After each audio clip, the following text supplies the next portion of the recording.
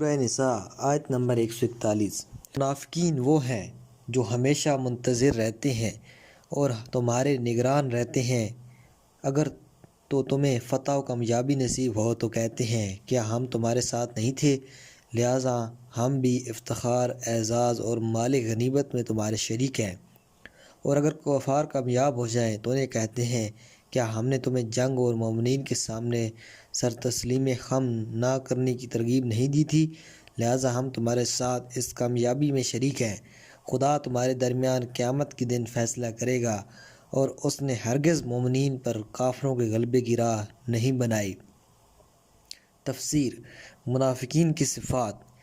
زیر نظر آیت اور اس کے بعد کی کچھ آیات میں منافقین کی صفات اور ان کے افکار پر شان کا تذکرہ ہے۔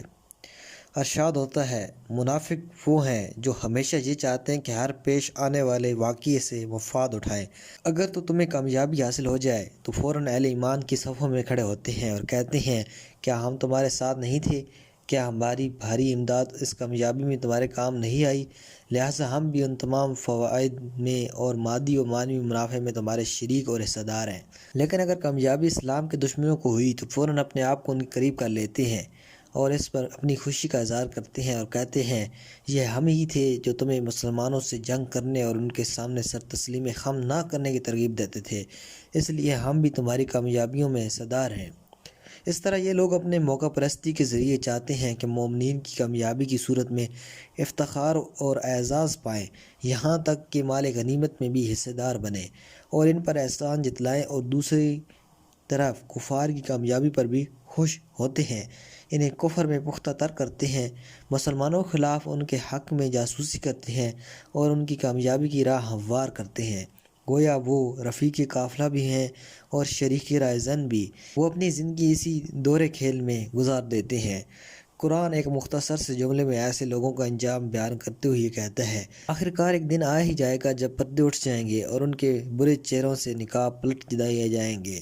قیامت کے دن تمہارے درمیان خدا فیصلہ کرے گا، لہٰذا حقیقی مومنین کو چاہیے کہ ان سے مرعوب نہ ہوں۔ آیت کے آخر میں مزید کہتے ہیں، کبھی خدا مومنین پر کافروں کے تسلط کی راہ نہیں بناتا۔